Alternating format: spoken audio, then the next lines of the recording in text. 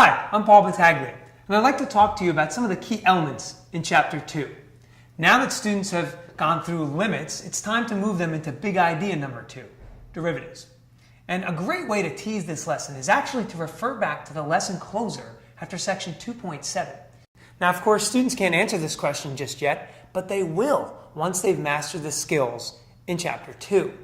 So the beginning of the chapter, from about 2.1 through 2.4, covers some basic differentiation rules. Make no mistake though, these aren't just rote things students should be doing. They're very important rules that students need to know, not just now, but months from now when they take the AP exam.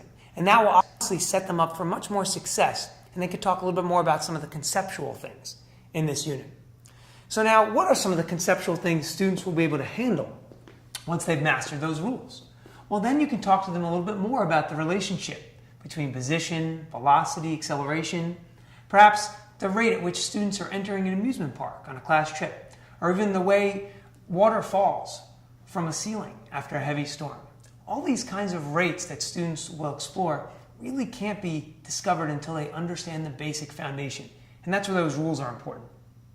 So next we'll move into section 2.5, and 2.5 is closely related to 2.7 because it deals with implicit differentiation. Again, a necessary skill for students to be able to handle those real-life types of problems. The sleeper section of the entire chapter might be 2.6, inverse derivatives and derivatives of inverse trig functions. Why do I call it the sleeper section? Well, really because students tend to look at this section and they don't see a lot of it, and it's not heavily tested on the AP exam, but it is there. So I a lot of times have to remind my students, you know what? Even though this kind of thing might not be popular, mastery will help you feel a little bit more confident. In fact, my students will come back to me and say, you know what? Because I mastered this section, I feel like I have a really well-rounded knowledge of the rules of differentiation and the process of differentiation.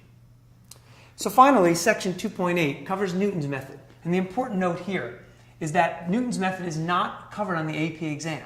So if timing doesn't permit it, don't feel obligated to cover it right now. You can always come back to it if you wish after the AP exam. I hope these tips have been helpful. I'm sure you'll find much success in Chapter 2.